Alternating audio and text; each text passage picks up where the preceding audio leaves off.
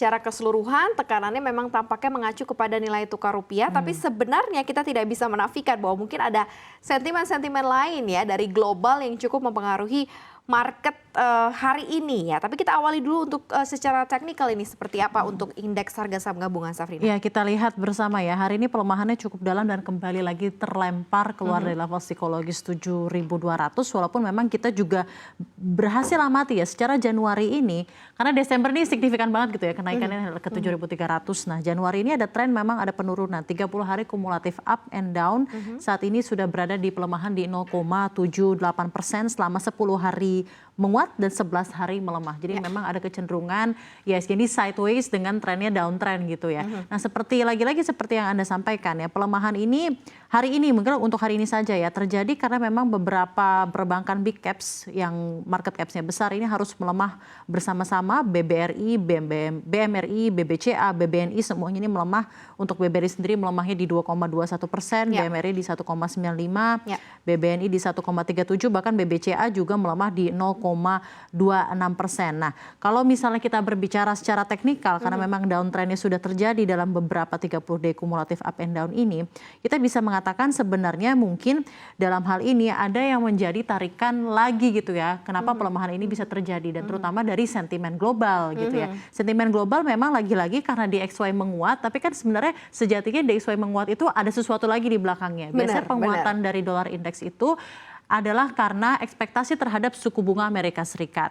Desember 2023 masih ditahan di 5,5% dan ini penahanan keempat dalam FOMC sejak Juli 2023. Tapi pada nyata-nyatanya inflasi di Amerika Serikat itu pada Desember kemarin mendidih lagi naik 0,3%, berada di 3,4% dan sekarang konsensus memperkirakan sekitar 40% itu bahwa kemungkinan penurunan suku bunga Fed pada bulan Maret. Padahal sebenarnya dulu ketika kita mengawali 2024, pada bulan Maret itu penurunan suku bunga diperkirakan berada di atas 70%, sekarang di 40%. Lalu kita juga lihat dari Fed Watch Tool dari Chicago Mercantile Exchange menandai penurunan tajam hampir 81% pada minggu sebelumnya, kepercayaan bahwa Fed akan menurunkan di Maret dan hampir 54% kemungkinan bahwa Bank Sentral akan tetap mempertahankan suku bunga tetap stabil dan ini naik pada minggu sebelumnya yang hanya sekitar 36% aja atau naik 19%, keyakinan bahwa sepertinya Fed ini masih akan mempertahankan suku bunganya. Padahal kita ingat sekali ya. Kayak seperti di prank ya. Iya, seperti di prank ya. Apakah ini akan terjadi di half 2, apakah ini terjadi di kuartal 4, tapi pada nyata-nyatanya dengan inflasi yang masih jauh dari target the Fed yaitu di 2%, ditambah lagi dengan ketenaga kerjanya yang masih begitu baik di Amerika Serikat, sepertinya memang kemungkinan besar Maret ini tidak akan terjadi penurunan suku bunga seperti yang sudah dinanti-nantikan dan digembar-gemborkan dan sebenarnya itu sudah cukup memberikan sentimen yang cukup baik gitu ya untuk IHSG sempat meningkat. Tapi dengan adanya seperti ini DXY menguat, rupiah melemah dan imbasnya juga ke pasar keuangan yang harus sideways. Makanya kayaknya sih jadi kayak mulai tercermin juga ya keraguan-keraguan itu di investor secara keseluruhan ya in the global maupun di domestik karena sudah mulai terlihat positioningnya juga mulai sideways, kemudian juga aliran dananya juga kayak semacam setengah-setengah karena melihat sebenarnya mau kemana arah dari the Fed dan keraguan-keraguan ini terbaca begitu ya. Makanya nggak mau terlalu banyak lebih frontal lagi di beberapa hari ini. Nah ini lumayan signifikan nih kalau kita kaitkan dengan apa yang terjadi di market kita ya. Tetapi kalau kita coba kombinasikan dengan sentimen secara domestik nih seperti apa, Safrina? Sentimen domestik ini yang saya masukkan di sini sebenarnya juga cukup baik. Kementerian Investasi atau BKPM ini kemarin mencatatkan foreign direct investment atau penanaman modal asing ke Indonesia sebesar 196,2 triliun pada kuartal 3 2023 dan nilai tersebut naik 16,2% dibandingkan pada periode yang sama tahun sebelumnya year on year sebesar 168,9 triliun. Berarti ini sebenarnya capaian baik dari domestik, tapi lagi-lagi seperti yang Maria juga sempat sampaikan, ada kekhawatiran yang melebihi sentimen domestik baik yang ada di pasar internal Indonesia gitu ya. Bahwa memang mengenai global ini sangat-sangat lagi-lagi menjadi gonjang-ganjing pelaku pasar karena sangat berpengaruh terhadap DXY in overall dan ini berpengaruh terhadap rupiah dan akhirnya berpengaruh pula gitu ya terhadap pasar keuangan terutama untuk emiten-emiten finansial yang seperti kita bisa lihat di hari ini harus terjerumus lebih dari 1,5% ya secara sektoral. Nah mungkin sedikit saja untuk sentimen domestik, ini ada hal yang baik karena sebenarnya dari foreign direct investment yang naik ini, realisasi investasi asing pun juga meningkat 5,3% secara kuartal ke kuartal.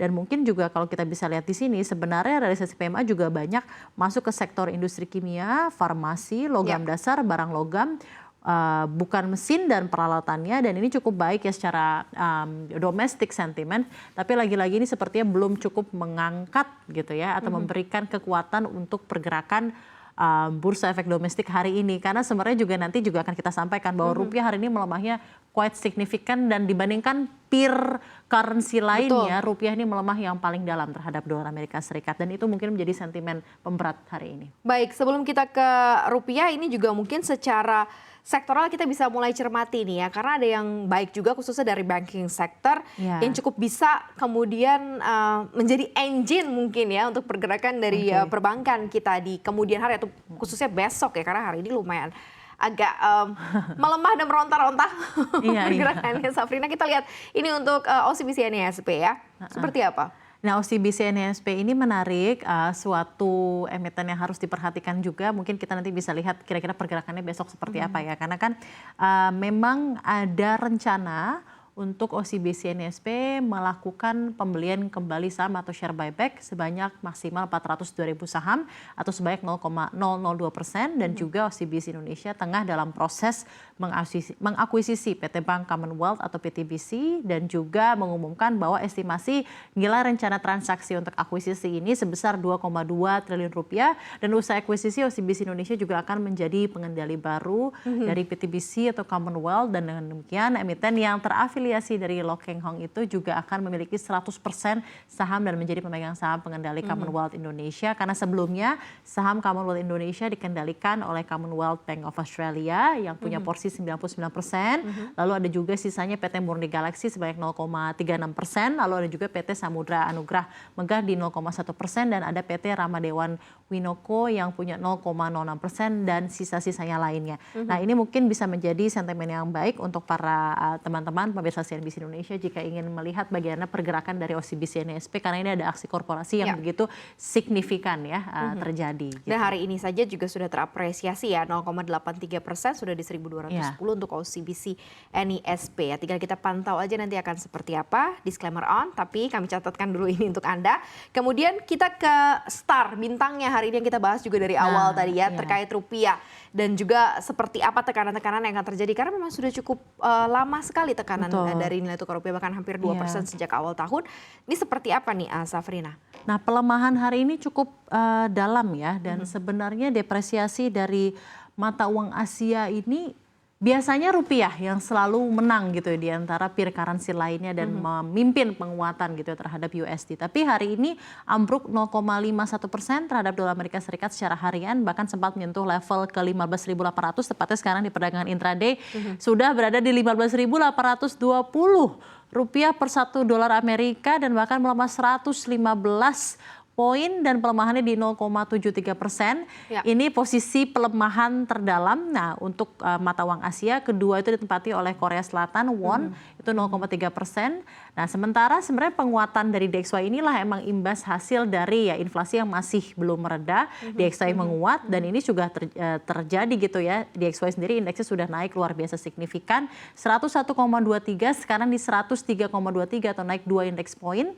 Hasil tekanan terhadap mata uang lainnya, tidak hanya mungkin rupiah tapi juga mata-mata uang lainnya ya, seperti mata uang Asia, won dan lain-lainnya itu juga sepertinya memberikan tekanan terhadap bursa efek di domestik kita. Nah, namun juga kita ketahui bersama ya, lagi-lagi DXY ini akan selalu menguat jika ekspektasi suku bunga ini belum akan diturunkan. Apalagi ditambah inflasi yang juga masih makin tinggi di Amerika Serikat, sepertinya akan sulit melawan taji dari penguatan di DXY sendiri. Karena inflasi seperti yang tadi sudah saya sampaikan kembali lagi berada di level 3,4%. Jadi memang nanti kita akan nantikan ya seperti apa kira-kira keputusan dari Bank Sentral juga untuk melihat hal ini. 15.800 kita ingat bulan September lalu ketika hampir menyentuh level-level yang cukup mengkhawatirkan, yaitu 16.000, 15.900.